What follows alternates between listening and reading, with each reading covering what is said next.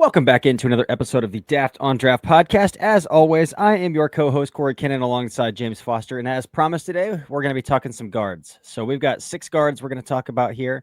One left tackle, 2 left tackles that are guards at the next level, very obviously. And then we'll talk about four other ones. James, this is a class where it's like I go through this list and it's like 2 of these guys might declare. You think? Yeah, maybe. So 3. we got underclassmen. We've got Bisontis is an underclassman. Kade Pieper. Austin Ioane. Is Ioane? He's class of 2022. He's a junior. Yeah, okay. Pregnon's definitely in the class. So yeah. Could be a lot thinner than it looks right now. And if it's thin based on the 6, if we tried to pick like the 6 better names we could think of, if it's thin based off of this list, then yeah. When I started, initially I thought this was going to be a really strong guard class because I do kind of like the top of it, but it dries up as you continue to dig deeper, and it's very interesting the parallels between this guard class and the linebacker class that we just talked about, where it seems like for the last 4 years, I mean, since I've been doing like a full draft board, I don't know the last time I've graded a class with this many 235-pound linebackers, and it's the same way where it's like every guard it feels like is best fit for a gap scheme, struggles a little bit with lateral quickness, has really good size and anchor. So if can't sustain a block, if we repeat ourselves here, we're not just like throwing out buzzwords. There just are a lot of similarities. Yeah, for sure. So let's go ahead and dive in. And we'll start with the consensus top guard in the class right now, and that's going to be Penn State's Vega Ioane. Dude, so I really like Ioane. I'm gonna preface it by saying I really like Ioane. He is strong as a mug. He will punch the living lights out of any dude who steps into him. Frame to frame, he is unbeatable through the chest. And his base is rock solid. So there is a lot to really work with, especially if you are, again, talking about a gap power scheme. There's a lot to work with here. But as I continue to watch Vega Ioane, one thing that just becomes glaringly obvious is that this dude is stiff as a brick. And that really stands out to me. Like, his redirect is not great. Anytime he's forced with speed or any sort of counter where he's, again, forced to redirect or match anything along his outside shoulder, he's at kind of a disadvantage. But there is no doubting what he can do when you get frame to frame locked up with Vega Ioane. Again, I think he's got maybe one of any offensive lineman in the class, perhaps the strongest anchor in the class. Like, just he's a brick in every I guess every preface of the word. Then, like, you don't move him, but again, he doesn't move quite well either when he's forced to move laterally. But there's a lot to work with here. Going back through like our mock draft yesterday, it's like in a typical year, this is not a guy I would take first round. This isn't a guy this is a guy that I'd probably even like in the top 50. I'd be like, that's kind of pushing it. But in this class, that's where we got to continue to reframe. And it's like, well, in this class, yeah, Ioane is probably one of the top 20 players in this class. I'm probably higher on him than you. And like, I think he would be a top 50 player for me in an average class. He would not be a first rounder. There are 2 reps that are just burned into my brain with Vega, one good, one bad. The first one is against Oregon. He eats this bull rush from number 42, who gets like a running start, basically lined up over the tackle and doesn't cede a single step. It's like the definition of stopping power to just, doorstop a bull rush right in place, keep a wide pocket. And that's something you see consistently on his tape. It's not just one rep. And so I feel about as good about Vega Ioane's anchor as I do about any offensive lineman. And then, on the other end of the spectrum, like you watch the Indiana tape, Mikhail Kamara beats him with an inside spin, and you see his feet trying to redirect back inside to cut off the A gap, and he just can't do it. So I think that he will need to be in a scheme. I think that when we talk about scheme limitations for him in the run game, if you want to draft him to a team that runs like the 18th most outside zone, I think he can execute that. He is really crafty with his hands when he gets out leveraged on a reach block to use stuff like the slingshot technique and like make up for maybe not having a step on the guy. But ideally, like this is somebody you want driving people off the line of scrimmage. In pass pro, I do worry about him getting beat to the edge a little bit. Yeah, which is again a common theme with at least 3 of these guys on this list that we're going to talk about today. But yeah, again, lots to love about Ioane, and we've seen loads of gap power scheme specific guards really explode at the NFL level and make it and earn a lot of money. And I think he's going to be one of them. There are just more scheme limitations to his game than you would expect from a top guard in the class. I think it's probably the best way to say that. Moving on here to Emmanuel Pregnon at Oregon. So Pregnon is a well-seasoned player. He's in his last season of eligibility. He's got no more eligibility. He's coming out. Started his college career at Wyoming, and then put in some time at USC, and then transferred to Oregon this year. So he's kind of stepped his way up through the level of competition. I guess USC and Oregon are the same level of competition, but again, he's a player that both of us have said we were not super high on coming into the season. I thought he had day 3 tape coming into the season. There's a lot going on in Eugene, Oregon, in terms of developing offensive linemen that we're seeing. Developing USC transfers. How about that? Developing USC transfers. That's a good way to put it. Because man, he looks like a completely different player than he hit on tape last year. Out of all of these guards, I actually think the next guys probably get a little bit of athleticism to play in an outside zone and scheme as well. But Pregnon is definitely the best mover of any guard we're going to talk about today. Has the most fluid hips of anybody we talk about. Seamless redirect, seamless ability to pass off games up front. Just and by the way, that's at 6'0", 320 pounds, 33 3/4 inch arms, and 82.5-inch wingspan, which is 88th percentile for guards. So there's a lot to like here. I do think the feet can get a little out of whack at times, like a little over aggressive, a little over like hyperactive. It can compromise his base a little bit, but his base is overall pretty good. I do worry a little bit about the pop in his hands and how he definitely doesn't have a Vega level anchor. I do wonder a little bit about how seamless his anchor consistently can be if he's facing power through the chest. But his hands, I think, are pristine in terms of placement. The grip strength is average, but if your hands are placed well, then I think that does well for you. And so I think there's a huge improvement shown from Pregnon from his USC days last year to Oregon this year.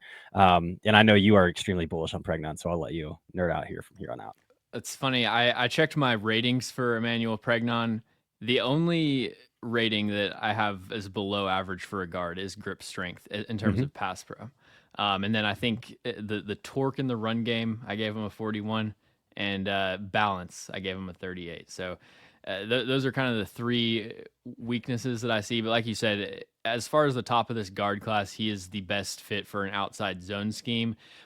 But I don't think that he is, I wouldn't classify him as like a zone blocker. I think what he does one-on-one at the point of attack, while he might have less drive power than Vega Ioane, I think the way that he is able to sustain blocks by staying centered to his opponent, it's like it feels like most run blockers slowly lose sustain as the rep progresses, and he is just maintaining vertical leverage in terms of pad level and horizontal leverage in terms of staying centered to the block, which it's really hard to do with a moving target.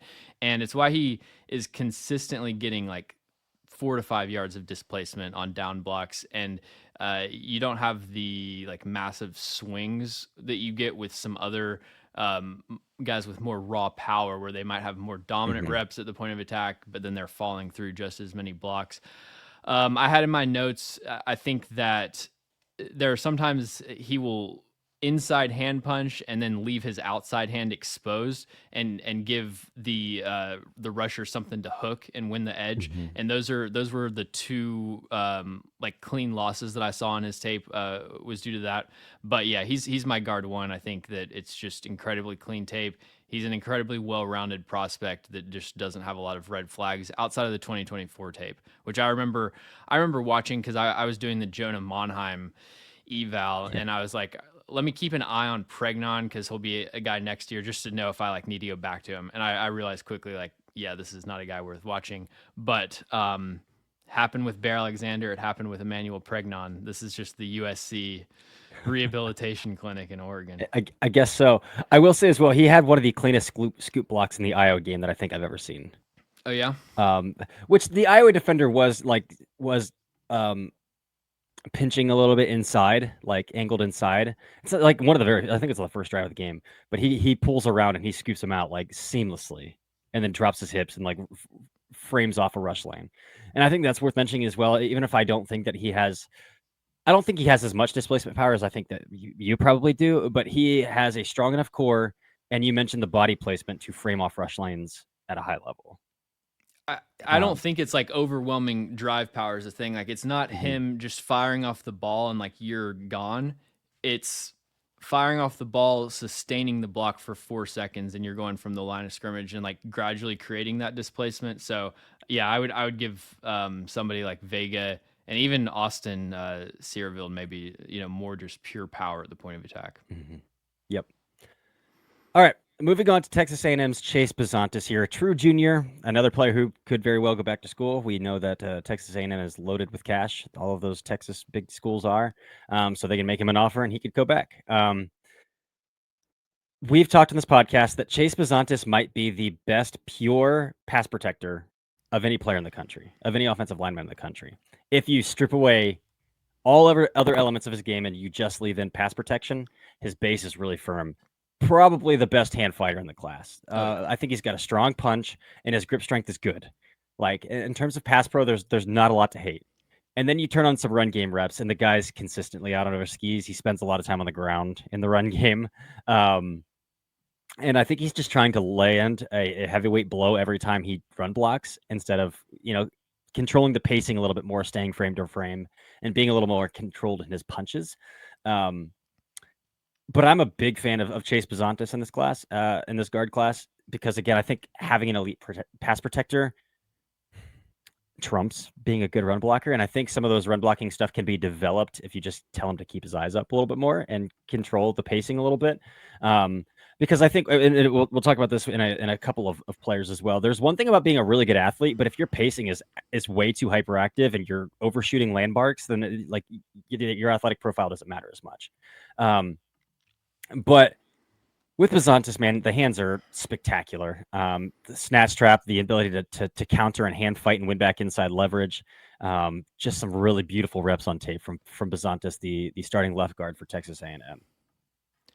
There are so many reps where I would just love to go like frame by frame, and it's like every single motion that he's doing with his hands serves an exact purpose to counter the initial move and then counter the move that the rusher's working off of that. It just feels like he's a step ahead of his opponent in the hand fighting battle, 9 times out of 10. The more that as I kind of watched and rewatched Chase Bisontis for this, the amount of times that he loses the edge became pretty concerning to me, like even more so than Vega Ioane. Now, one of the reasons I love watching Texas A&M O-line is because all of the complaints we have about college offenses not exposing their offensive linemen in pass pro, those do not apply to Texas A&M. Like it's just true drop back. Pure pass sets. Yep. Yeah. There's no cloud in that evaluation relative to some other teams. So he has a more difficult job than most guards, but I feel like he's just got a lot of bad reps of him either, losing the outside to a push pull or, getting his initial punch swatted or something that causes him to lose the edge, and he just doesn't have the recovery range.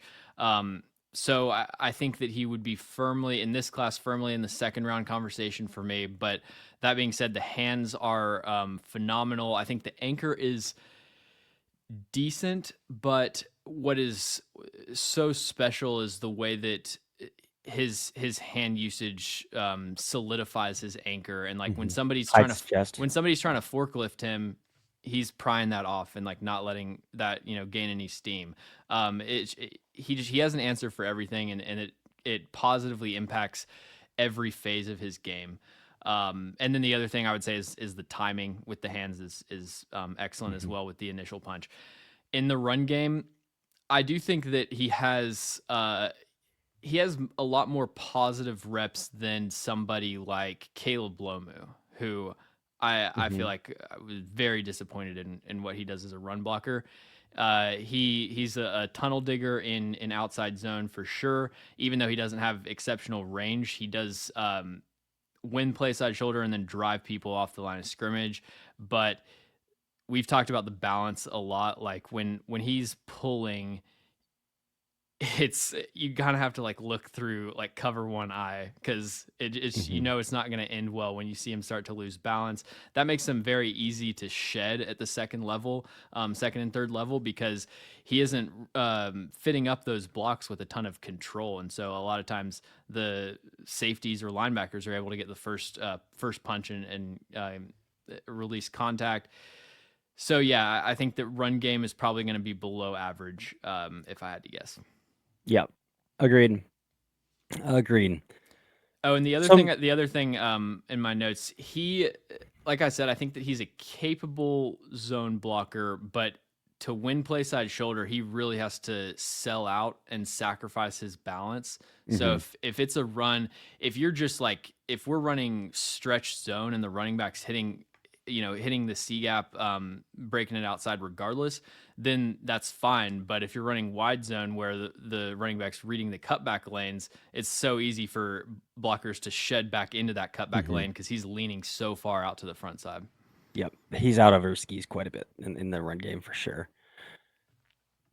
All right. Moving on here. Let's talk about Ohio State left tackle, but definitely a guard here. Austin Siereveld. So Siereveld is a redshirt sophomore. So there's a good chance that he's going back to school as a redshirt sophomore. And ideally, in a perfect world, I think I would like for Siereveld to go back to school and for Ohio State to portal in an actual left tackle and let him get a year of guard tape on tape. Like, get guard tape on tape. He has some guard tape from last year when Donovan Jackson had to kick out to left tackle after the Joshua Simmons injury. So there is some out there from 2024. But again, that's like his very first college reps. So like you want to see it seasoned a little bit. He's starting at left tackle this year, and you can tell like right away. Like you watch the Penn State game, and he's getting out levered by Dani Dennis Sutton like almost every rep because Dani Dennis Sutton has grapevines for arms and he doesn't. So like I want to see Siereveld in at guard. But there are some traits that are really easy to see translate if he does decide to declare. Like say Ohio State wins another national title, and he's like, you know what, I'm good. Let's head out. For one, I think his base is rock solid. I think he's got an absolute rock solid base. And second to Vega, his hands are really heavy. He's got a nice punch. And I think that's both his inside hand and his outside hand. What I'll say about his outside hand, and this is, I think, a tackle problem and not necessarily a guard problem, is that he does have a soft outside shoulder. But again, I think the outside hand is strong. And so that leads me to think, well, if he didn't have to strain to try to set as vertical or as wide as he's having to, because Ohio State, like Texas A&M, is another offensive system where these tackles are giving you true pass sets quite a bit as well. And so I do think like his outside shoulder's a little soft because he's got a strain and he's not meant to play out there. Like his outside shoulder's not meant to be that exposed in this body type. But the hands are heavy. The punch is really strong. Adequate to plus grip strength, I think. And then I don't think he's a tremendous athlete. I definitely see a little bit of a lag in his redirect when he is faced with like an inside counter, especially when he's forced to kind of strain and overset to match speed at tackle. I do think his redirect is a little iffy at times. But when he's frame to frame, he's got an awesome core that he can drop. Again, I don't think he's a massive displacer in the run game. He does have a really low center of gravity and a really low pad level. though, so he does get some displacement at the point of attack there as well. But mainly, I just want to see him play guard, man. Like, this is a guard. This is as clear as day. This is a guard, and I just want to see him play guard. Yeah, first thing I wrote down with so I live in Tennessee. There's a city near me called Siereveld, so I've been calling him Austin Siereveld in my head all day. First thing I wrote down with Austin S is square power, which is like play strength plus pad level plus a wide base and staying centered to your opponent. I think he does a great job of that. The game that I started with was UCLA. I ended up liking him enough to go through all of the power conference games, but UCLA gave me the complete wrong impression of who he was as a player, and I had to basically rewrite my notes because I have like a scouting report from the UCLA game and then everything else. I think that he really struggles to accurately punch smaller edge rushers. UCLA has this edge rusher who's tiny, where I had to like check and make sure he wasn't a blitzing DB. And every single punch, I think, landed on that edge rusher's face mask. And he needs to calibrate based on the size of his opponent. But then that was an issue that I didn't see pop up until he went up against some other micro pass rushers. Outside of that, I think the hands are outstanding. Powerful punch when it's accurate. Grip strength, I thought was excellent. In pass pro, he has an issue where he will lunge into his inside hand punch and just get cooked to the inside, like a couple bad losses. And so that is concerning. But then when I see him overset, open the gate prematurely, and then they try to work back inside with a hump, I think that his ability to like make miraculous recoveries is pretty phenomenal. That touchdown that Julian Sayin threw to Carnell Tate, like double coverage post in the end zone. I think it was the Wisconsin or Illinois game. He oversets, should have given up a sack, but he's able to flip his hips and basically sits down in front of Julian Sayin and like pulls the guy on the ground and buys him just enough time to make that throw. Like, some of the recovery athleticism to me was really impressive with Siereveld. And then there's other times where like he's trying to climb to a difficult target at the second level where I think he is maybe closer to an average athlete. But yeah, being more protective of the inside hand, not lunging into that, I think would be my biggest issue in pass pro when projecting to a guard. Now, like working the edge, you can do that on him. In the run game, though, like this guy might have my favorite run blocking tape in this class. His pacing climbing to the second level is excellent. And this is what I'm talking about with like, the next guy we're talking about is going to be the complete opposite, who's a really good athlete, but I think his pacing is just like, dude, take a beat, like take a chill pill, because he's overshooting landmarks. Siereveld, I think, is just a decent athlete to an average athlete, but his pacing and making sure he's beating blockers, like beating defenders to the spot and hitting his target is tremendous, man. Yeah, I think great zone blocker can not only win the front side shoulder, but then also seal guys off to the backside. You said, get some good movement in the run game and just like a violent finisher. So I really like Austin Siereveld. He is top 50 for me, but yeah, I think that him going back to school and getting actual guard tape would be ideal for sure. I agree. Right there with you. All right. So the next guy that I've talked a lot about peripherally here in this episode is Iowa's Kade Pieper. Another, I think, pretty firm back-to-school candidate. He's just a true junior, redshirt sophomore, true junior, in that range. I don't have it up in front of me. So my first impression of Kade Pieper, well, this is my second impression. But again, like this is the drinking seltzer water between shots of espresso, right, to get the full profile without like any leftover taste from the last thing he had. So bringing fresh eyes back into it here with Pieper, watching the tape. I watched the USC game again today, and one thing that's really glaringly obvious is this guy might be sub 300 pounds. Like, he does not fill out his pads at all, playing right guard for Iowa. And I think it shows as well in his athletic ability. He's moving lighter because he is lighter than the guys he's playing next to. Him and Logan Jones both are I think, a little undersized there along that Iowa offensive line. Really active feet. Sometimes I think overactive in his pass set as well. I think overactive as well in the pacing of climbing to the second level, as we talked about just a little bit ago with Siereveld. But I think he does overshoot landmarks quite a bit. Doesn't sustain blocks super well. I will say though, I think because he's an Iowa offensive lineman and they know how to recruit guys from their backyard, right? He has a decent amount of like natural farm strength. Like it's on his tape. He's got the natural farm strength where he does get, I think, a good amount of displacement power when he's down blocking because his pad level's good and because he's a good athlete and he has a lot of knee bend and he can play with a low center of gravity. I don't think there's a lot of natural like pop in his hands though. And then the grip strength, I think, it needs a lot of work, and just the initial punch power like is a little suboptimal to me. So to me, a pretty firm back to school candidate with Kade Pieper.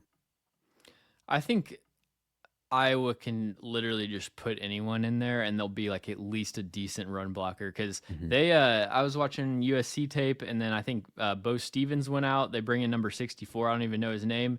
He looked exactly like Bo Stevens. He was mauling people too. And then their right tackle, who's like not even on my radar as a prospect, he does good stuff in the run game as well. So yeah, they got something going on there with O-line development. Kade Pieper, I think, he's listed at 290 pounds, which if that's what you're listed at, yeah, I believe that weight is probably a problem. And I think visually, doesn't fill out his pads is the best way to put it. I think just the pure finishing ability in the run game is outstanding. Even though I think like he probably has more of a boom bust like results as a run blocker than somebody like Pregnon or even Siereveld. I thought that early in the season, I thought his pass pro tape just like screamed back to school. I think it's really solidified over the last few weeks, but the issue remains, which is that he's in the 290s probably, and even if he can get up to like 305 in water weight, when we're talking about playing weight and having that athleticism for the zone running game, yeah, I want to see him try to add weight and maintain this a similar level of athleticism. So I would say back to school. Yeah. All right, last one here, man. And this is another college left tackle from a playoff team a year ago. They're definitely not going back this year, but Boise State left tackle Kage Casey. I think a pretty similar body type to Austin Siereveld in terms of length. I think Siereveld's a little more stacked up in his upper half than Kage Casey is. I go back and forth. I know we were texting off air a little bit. I'm probably going to come in a little bit higher on Kage Casey than you, because like I watched the Notre Dame game and against like his best competition this season, and I saw some pretty good reps, especially in the run game and when he can stay again squared to his opponent in terms of dropping his anchor.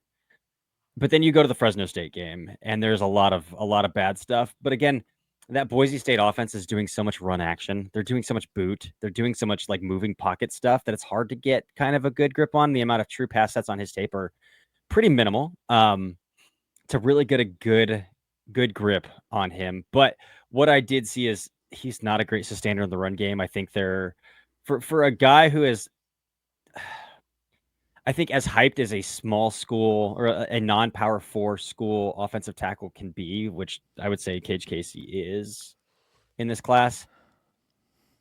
His hands are net neutral, dude. Like I didn't see any knockback power. I didn't see any grip strength. I didn't see any ability to sustain blocks in the run game, which is I think pretty tough. I think the base is fine in pass pro. He's on the ground a lot in the run game as well. So you like Kage Casey better than like a Luke Gedeke or Bernard Raymond? Would you say? No. Okay. No. I mean this year. Oh, okay. In terms of a non-power 4. No, Luke Gedeke's tape was awesome at Central. Okay, yeah, I was gonna say. Yeah. Now the right tackle for the Bucks, and I think just got paid a pretty big second contract this offseason as well. He's, by the way, this is a side note. If you want to watch like how you have to play, or at least like the technical ability that you need to have to survive at tackle without length, just watch Luke Gedeke. Yep. Tremendous player. With that being said, I think it's the same with Siereveld. I think, and I've been told he's coming out, man. Like, he's got another year of eligibility. I've been told he's coming out. I think with Casey, man, I would love to see him transfer up to a P4 school that would let him play guard. Yeah. I think that would be his best case scenario for 2026. But I've been told he's coming out. So we'll see if that happens or if we have kind of a change of heart down the stretch here. But I think the optimal situation for him would be to transfer up to a P4 school that would let him play guard. So we have pretty similar views on this based on the Notre Dame game, which was the first tape I started with, obviously. And it's rare that it works out like this, where the best competition game is actually your best tape. So like, just thinking about how teams evaluate, and like, I know what games they're going to first. Like, I think that Kage Casey, this guy's will probably be higher on pick, Kage fourth Casey round player. Yeah. Because like every team sends their O-line coach a list of like, yeah, watch these 15 guys, tell me what you think. They're gonna watch a couple games. They're starting with best competition. So they might not watch the Fresno State game where he is getting abused around the corner by a guy that's not an NFL player, and then the Nevada game where they're cooking him with spins. I know like a lot of the issues are tackle issues, but even the tackles that we want to move inside aren't just getting like cooked. So yeah, I don't know. I'll watch all of his tape, and like, maybe I watched 4 games. Maybe the Nevada and Fresno State games were just like the 2 worst, but I mean, I can see from the grades there are some other rough performances I haven't seen. So I don't know. I'm a little bit out on Kage Casey. Yeah, I think he's a day 3 player as it stands. I will push back a little bit on the Fresno thing along the outside track. I did notice that it was frequently happening when they were moving pockets away from him, and he had to like frame off backside. Yeah, which he was like heel to heel with the guard. But yeah, I have some athleticism concerns there for sure too. Not a lot of recoverability. And I also think, the anchor, just by results, I think is really solid. But I see him successfully anchor where his pads are, his helmet's poking up like 5 inches ahead of his opponent. And it's like, when you aren't getting a Mountain West bull rush, what's this going to look like? Yeah. So sure. That's another concern I have. But when you're going to get a Jared Verse or Miles Garrett bull rush instead. Yeah. I like him as a puller. I love him as a puller, zone blocker as well. So some good stuff in the run game, even though the balance, I think, is like not Bisontis levels, but not very good either. Yeah. Any other guards we want to hit on just peripherally? I think Jaden Roberts is worth the conversation because he plays at Bama, but the on the field, off the field stuff is kind of dampering the mood a little bit on his draft stock, I think. Yeah, he's got elite traits, great athlete, 34-inch arms, and like, I think plays really well when he's on the field, but gets injured all the time. Bo Stevens, I think, has really good tape.